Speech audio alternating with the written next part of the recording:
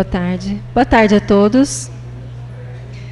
Vamos agora dar início à segunda mesa redonda desta edição do Seminário SEAD, que abordará o seguinte tema: Desafios à inovação, tecnologias digitais de informação e comunicação, recursos educacionais abertos e direitos autorais. Convidamos para compor a mesa os seguintes palestrantes: Professor Dr. Daniel Ribeiro Silva Mil, do Departamento de Educação da UFSCar.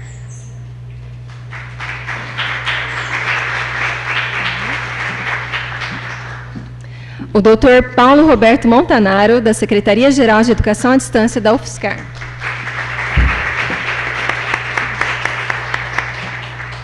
A professora doutora Joyce Lee Otsuka, do Departamento de Computação da UFSCar. Por meio de webconferência, o professor Dr. Christian Sequinel, da Universidade Federal de Santa Catarina.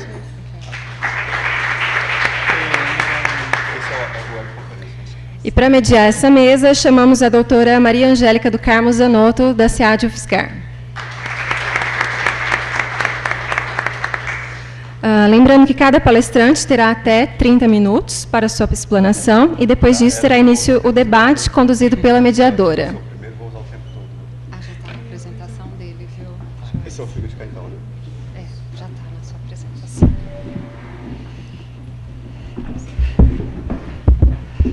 Boa tarde a todos.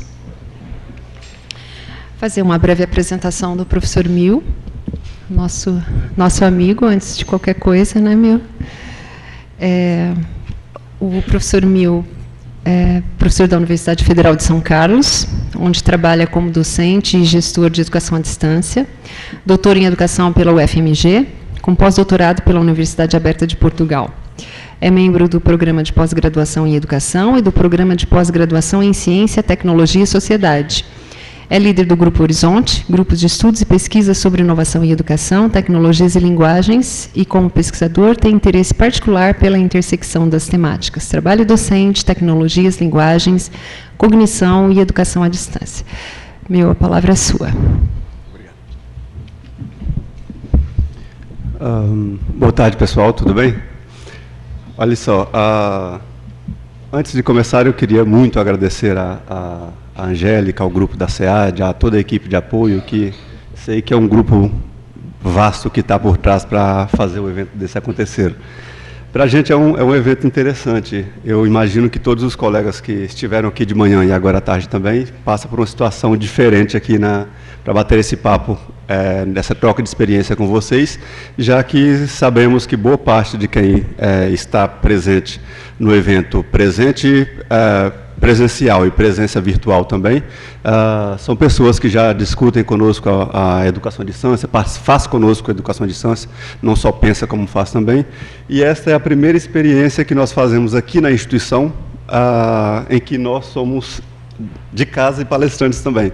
Nós temos um ciclo de pesquisas, de eventos e atividades em vários grupos de pesquisas da instituição, e pela SEAD nós temos utilizado como estratégia que outras instituições venham apresentar suas experiências e a gente fica só como debatedor. Essa é a primeira vez que... a segunda palestra que eu dou nessa instituição, embora a gente esteja habituado a dar anualmente dar dúzias de palestras por aí. É uma experiência diferente, por isso queria agradecer e parabenizar ao grupo. Eu participei só muito indiretamente dessa organização e acho que o grupo está de parabéns pela quantidade e qualidade do que vi pela manhã.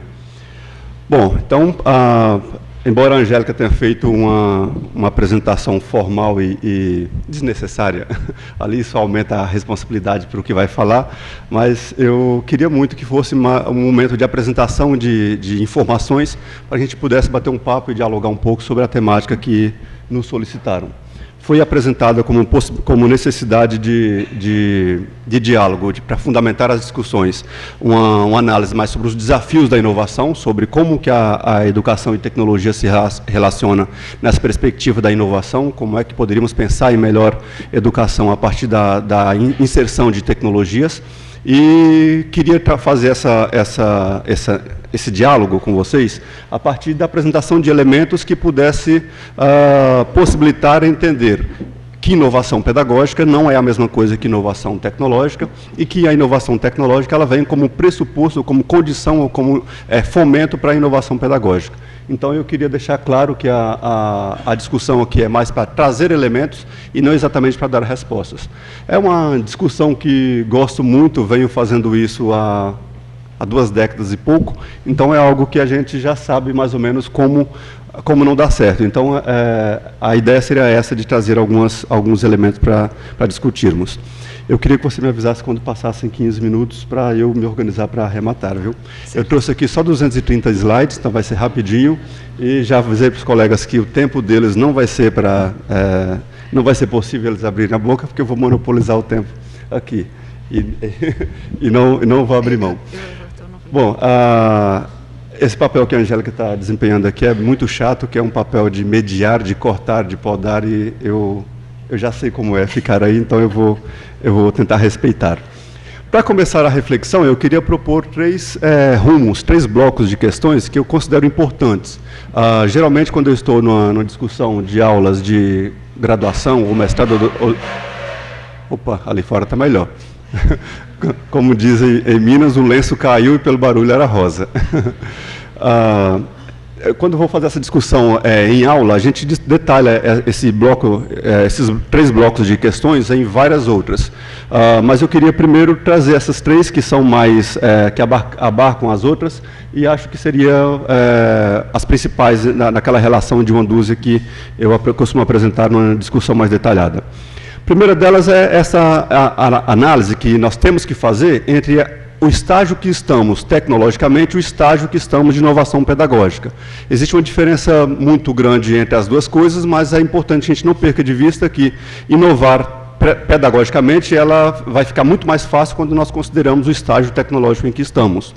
O que quero dizer é que é difícil a gente pensar, numa década de 70 ou década de 30, pensar numa inovação pedagógica que considerasse tecnologias digitais, já que elas são de uma outra época.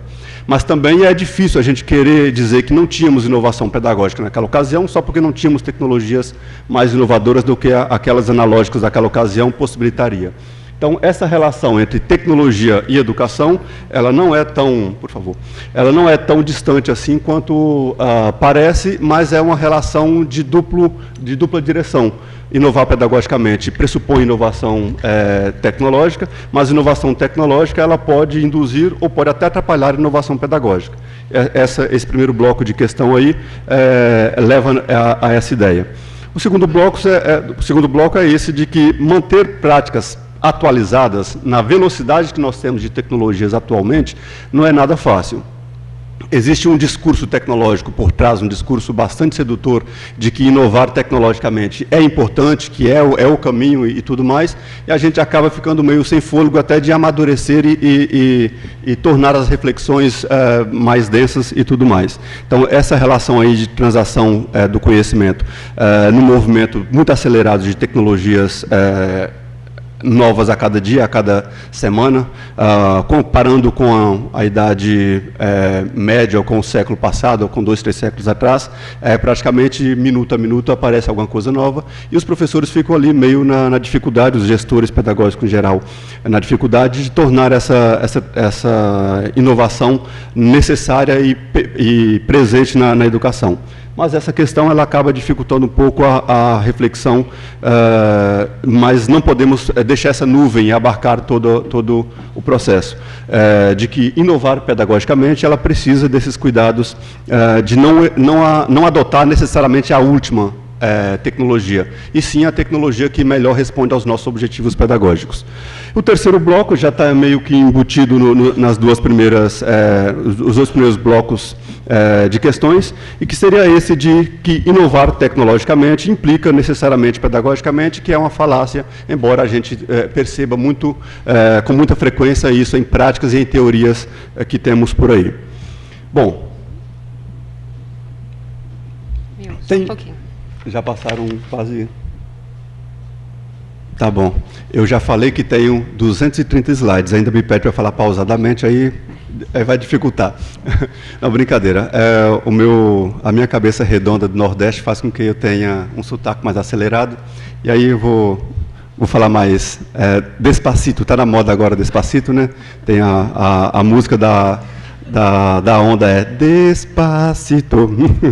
Bom, eu gosto de falar dessas reflexões, dessas três temáticas do comecinho aí, baseado numa reflexão muito antiga que Umberto Eco conseguiu trazer há muito tempo atrás e que uma autora que gosto bastante, que num texto muito simples, de 5 páginas, apresentou juntamente com a Edith Litwin, que é a Karina Lyon, que ela apresenta 3 mitos quando a gente fala da relação educação e tecnologias.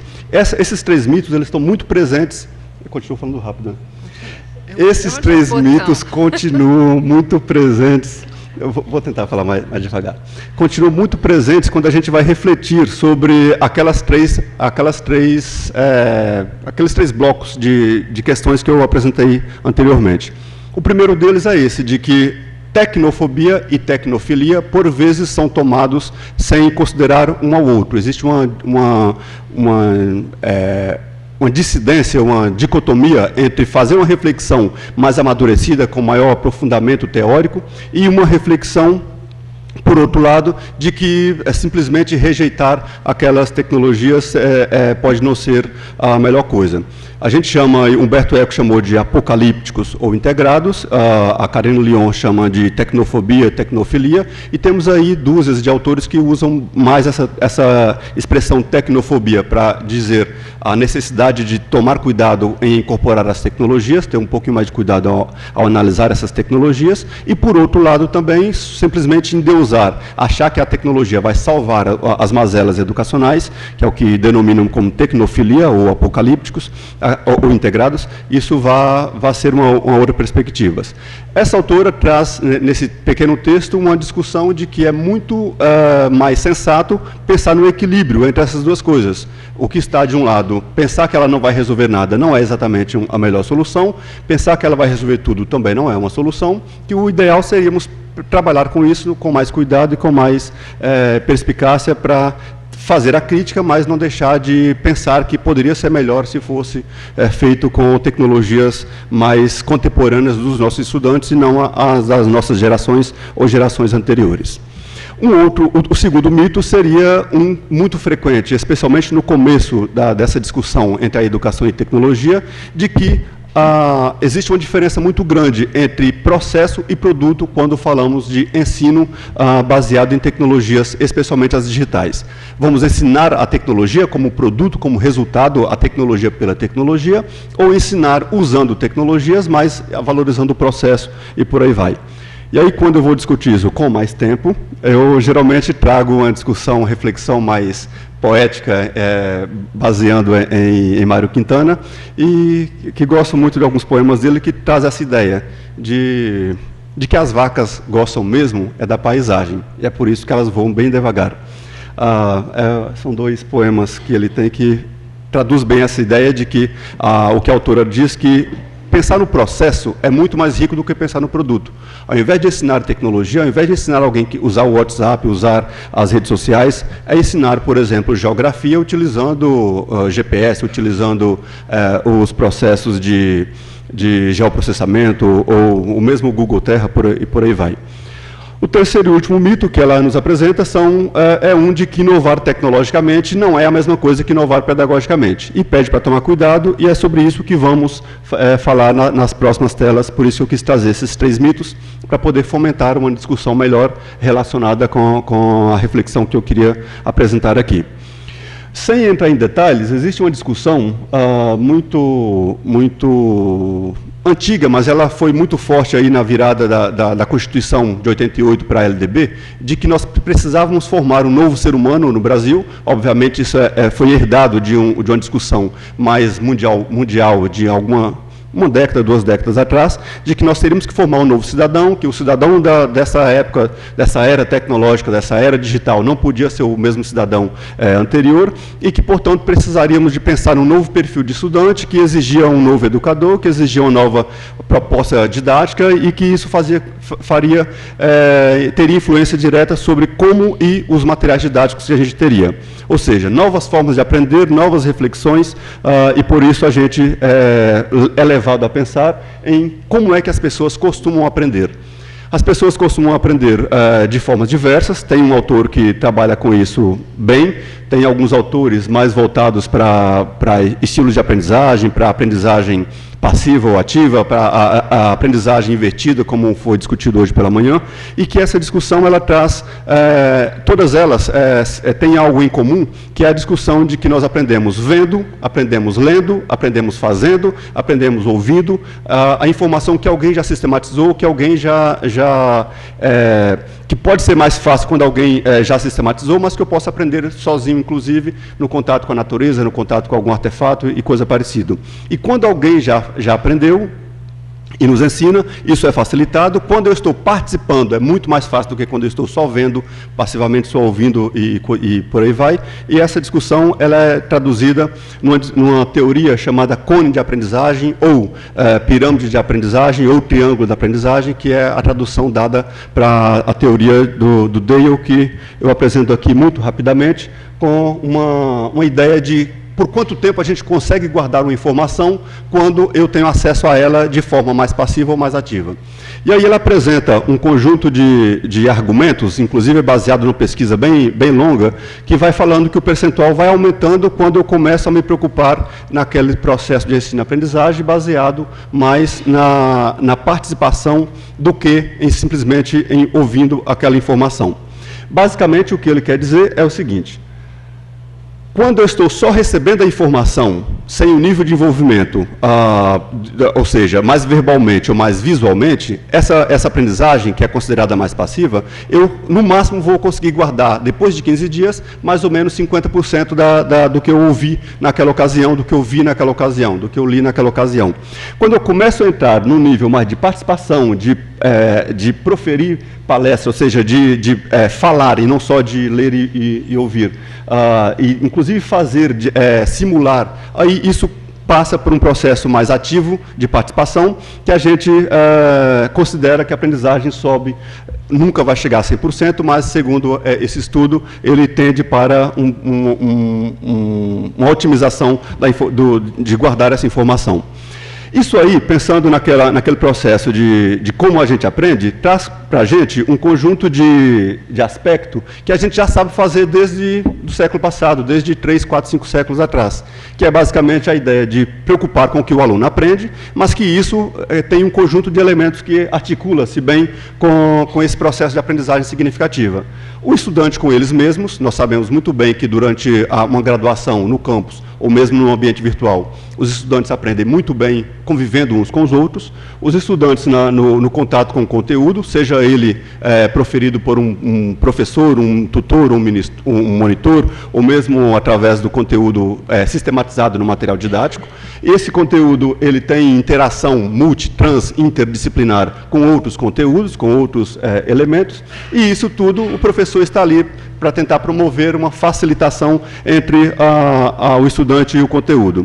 Obviamente, o professor também aprende muito com os outros e é uma das principais estratégias de aprendizagem que nós temos para a docência no contexto atual. Bom, isso aqui é mais para dizer que aquele processo anterior... Deu 15, então tá. Já cheguei na tela 10 já, só falta 220.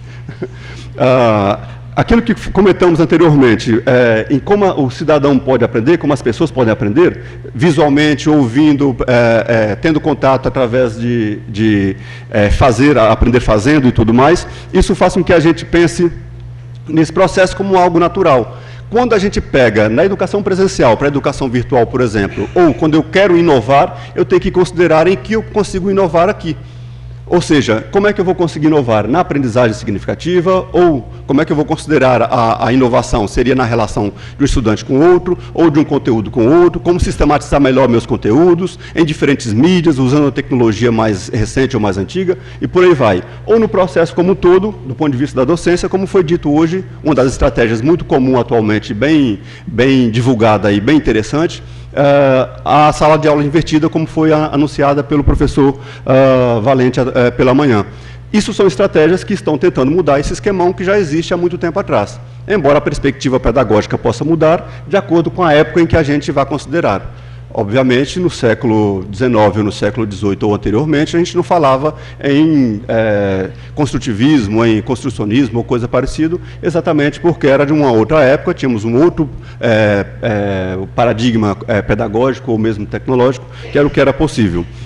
Dessa forma, aquela discussão, aquele fluxo que eu havia comentado, de novo cidadão, novo estudante, novo professor, nova proposta pedagógica, ela é permeada atualmente por uma proposta de cultura digital que faz com que a gente tenha muito mais opções de inovação pedagógica em função das tecnologias digitais, já que elas são muito mais frutíferas ou amigáveis ou mais férteis para uma proposta de inovação pedagógica do que quando tínhamos algumas poucas digitais. Mas tínhamos outras analógicas do tipo audiovisual, do tipo escrita e por aí vai.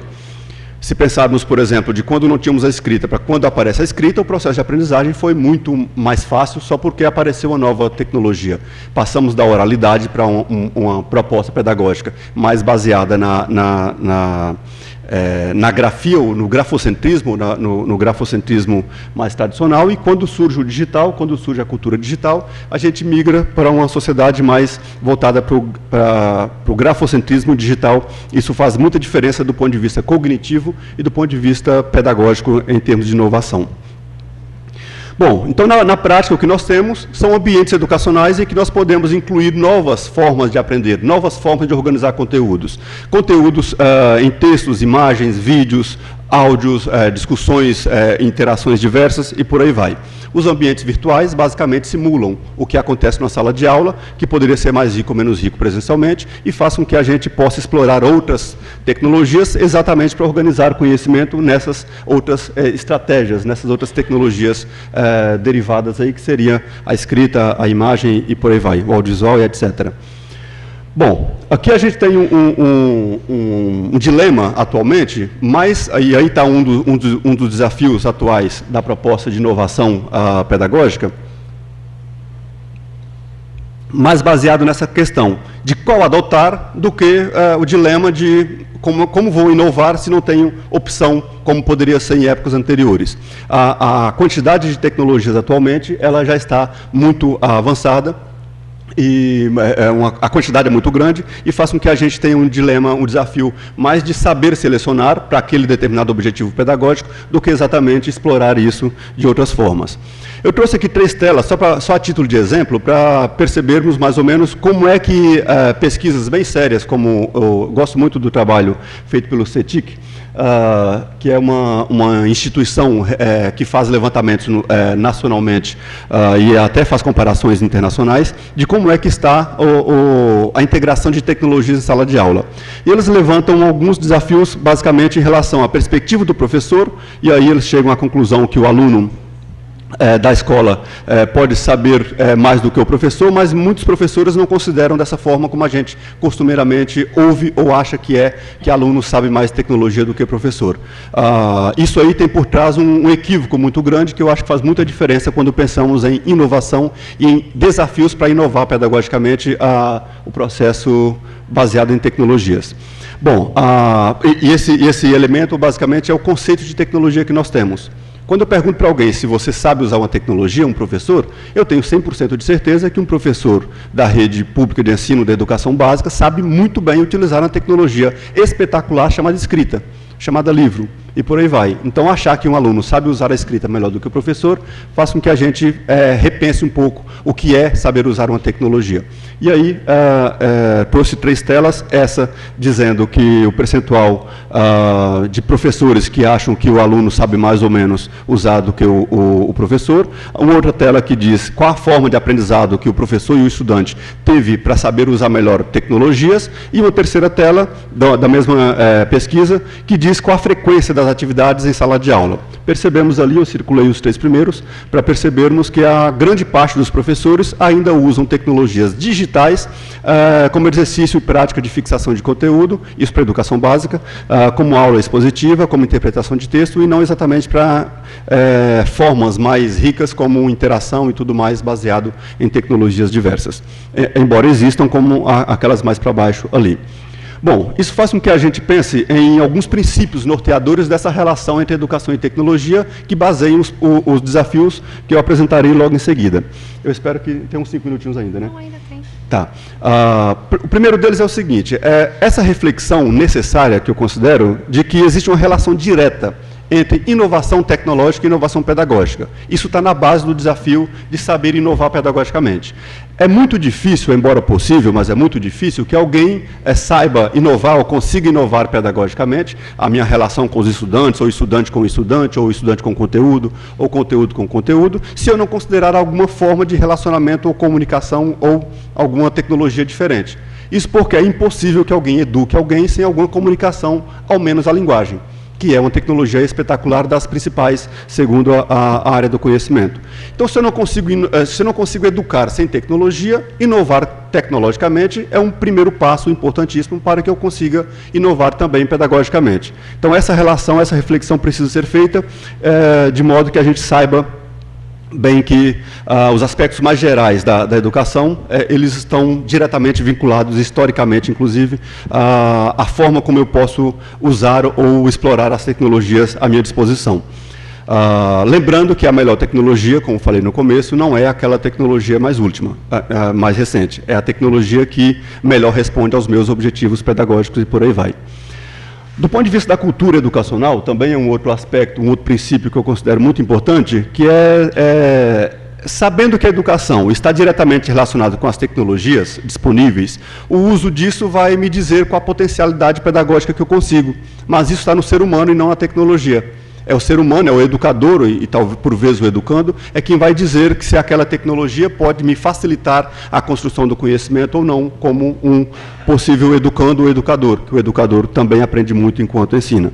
Então, esses dois princípios, eles trazem consigo duas questões que têm a ver com aquela pergunta anterior que eu fiz: que inovação adotar, que tecnologia nova devo adotar, que é essa de dizer que a tecnologia mais adequada não é aquela última, não é aquela mais recente, como muitos querem que seja, e sim aquela que facilita a minha decisão pedagógica, ou seja, aquela que eu tenho acesso, eu e os meus estudantes, ou eu e os meus educadores, e que, por isso, exatamente por isso, não vai atrapalhar a minha proposta pedagógica. Isso é muito importante. Dentro disso aí está um aspecto que eu considero dos principais desafios para inovar pedagogicamente, que é a mudança de mentalidade, seja dos estudantes, seja dos educadores. Só para dar um exemplo muito rapidamente disso aí, esse semestre nós tentamos, nas minhas disciplinas, implementar a educação por aquela sala de aula invertida, na proposta híbrida aqui na instituição, e eu ouvi tanto a Angélica quanto a outra colega, me esqueci o nome dela, da outra palestrante, da TO. A Thaís. Assim que comentaram sobre os alunos não lerem e-mail, eu falei assim, rotulou, a carapuça caiu muito bem. Os alunos boicotaram simplesmente, não queriam porque iriam trabalhar mais. Mesmo retirando 1 hora da aula presencial para discutirmos virtualmente na proposta de sala de aula invertida e trazer, no ano passado deu muito certo, nesse semestre eles simplesmente disseram não, a maioria, então democraticamente a gente aceita que a minoria que queria não teve, e aí nós fizemos algo, o ambiente virtual, que era para ser uma proposta de sala de aula invertida, teve, por uma questão de mentalidade do que é melhor ou pior, acabou não dando certo esse semestre, só para dizer, para dar um elemento. Lembrando que isso não é exatamente algo generalizável, essa já é a terceira oferta que eu tento fazer isso, e foi a primeira vez que eu tive essa dificuldade verbalizada, inclusive imposta, meio que na forma de motim. Mas foi interessante, que eu aprendi bastante, inclusive em tempos de respeito. Dá muito mais trabalho para o professor pensar numa proposta mais inovadora, mais de sala de aula invertida, e simplesmente fiquei meio que frustrado, mas porque eles pediram, eu preparei tudo, preparamos com a ajuda da SEAD, e depois, quando foi executar, lá na terceira aula, mais ou menos, quando eu percebi que a participação estava muito baixa, mais ou menos 25% só dos alunos participavam, dos 55 alunos que eu tinha, aí, para não prejudicar quem não estava participando, eu propus a eles repensar, e aí foi decidido, né, nesse momento, que eles não sabiam que tinham que trabalhar bastante para poder aprender. E aí ficou por isso mesmo. Bom, isso aí é uma questão que, para mim, faz muita diferença. em termos de inovação, mas eu queria mais trazer aqui algumas ideias que podem ser utilizadas na instituição como forma de mudança de mentalidade. Temos aqui alguns conceitos embaixo que dizem que são elementos importantes para pensarmos na mudança de mentalidade, são conceitos pedagógicos, inclusive estamos testando todos eles no curso de especialização da UFSCar, chamado Educação em Tecnologias, que é um curso completamente diferente dos padrões que a instituição está pensando. O conceito de redundância tem pensado até agora, estamos tentando, é uma pesquisa, é uma proposta de pesquisa que estamos querendo avaliar, validar a possibilidade de uma educação baseada na redundância, baseada na avaliação por pares, e que os próprios estudantes ajudem a avaliar os colegas, a certificação por competências ou avaliação dos saberes já adquiridos, letramento digital ou letramento mesmo tradicional, educação híbrida, docência ubíqua, personalização e autonomia dos estudantes, letramento da formação pelos estudantes, letramento digital, psicotecnologias, formação docente. São 22 conceitos, esses aqui são apenas alguns que a gente está tentando explorar, mas eu acho que esses conceitos são teorias que ajudam a gente a repensar pedagogicamente a proposta, é mais para ter uma ideia mesmo do processo. Bom, aqui eu só listei alguns outros componentes, alguns outros desafios. Depois dessa tela eu tenho um conjunto de aspectos que eu pretendia detalhar se me sobrasse tempo, mas eu sabia já que eram só 30 minutos. Eu brinquei aqui das 230 telas, são só 58, essa aqui já é a 50 mais ou menos, e aí os outros eu vou passar só rapidamente. Eu já estou habituado com o pedido de falar devagar, mas o que eu prefiro trazer mais informações, e aí quem tiver pergunta eu posso detalhar algumas das informações que eu apresentei aqui, de modo a esclarecer melhor a discussão. Só para não deixar de falar, alguns desafios que eu considero importantes, ao pensar na docência, especialmente no ensino superior, a ideia de flexibilidade e hibridização, educação à distância presencial, ou mesmo educação, ou mesmo outras modalidades, como educação especial, educação à distância, educação de jovens e adultos, educação presencial. Nós temos 8 modalidades previstas em lei e essa hibridização dessas modalidades seria muito importante para a gente pensar melhor nesses desafios. A escolha tecnológica que vou adotar, o excesso de opções também é um problema e não só a falta de opções. A formação docente pela e para as tecnologias digitais. A ideia de estimular o professor, seja na educação superior ou educação básica, a fazer pesquisas sobre como ele faz, a exemplo do que o nosso colega Norm, o professor canadense que esteve aqui, orienta, é bem interessante eu investigar como melhorar a minha prática pedagógica na proposta, inclusive de educação híbrida, né? Parece-me que a proposta dele. Cumprir conteúdos e programas é um dilema que os nossos estudos têm mostrado, um dos principais dilemas que o professor tem. Ele quer fazer diferente na educação básica, mas como ele tem que cumprir uma carga horária e um determinado conjunto de conteúdos, ele acaba abrindo mão, porque é mais trabalhoso realmente trabalhar com educação em tecnologias, e por aí vai. Aqui eu vou mostrar só algumas telas, mas já vou conseguir esgotar em 1 minuto tranquilamente, que é o tempo que você me deu, só para dizer que no ensino superior, a ideia de inovar e desafio para inovar está muito baseada em questões de supervisão se o aluno está perto de mim ou não, e se eu estou mais online ou mais offline, já que a gente está falando em um contexto de tecnologias digitais. Nessa proposta, tem uma teoria do grupo K12 canadense que ajuda muito a pensar isso aí, que é a ideia de quão virtual eu quero trabalhar para eu poder inovar frente àquela proposta. Essa ideia de mais supervisão ou menos ou mais presença remota, de mais conteúdos offline, como a gente acha que é a educação presencial, embora na prática saibamos que nunca existe uma proposta 100% presencial, já que eu passo atividades para o aluno fazer em casa, ler um texto em casa e tudo mais. Então, com offline ou com online, essa proposta faz com que a gente consiga amadurecer muitas questões em termos de educação e tecnologias. Do ponto de vista da progressão de como foi a educação à distância, bom, era isso e...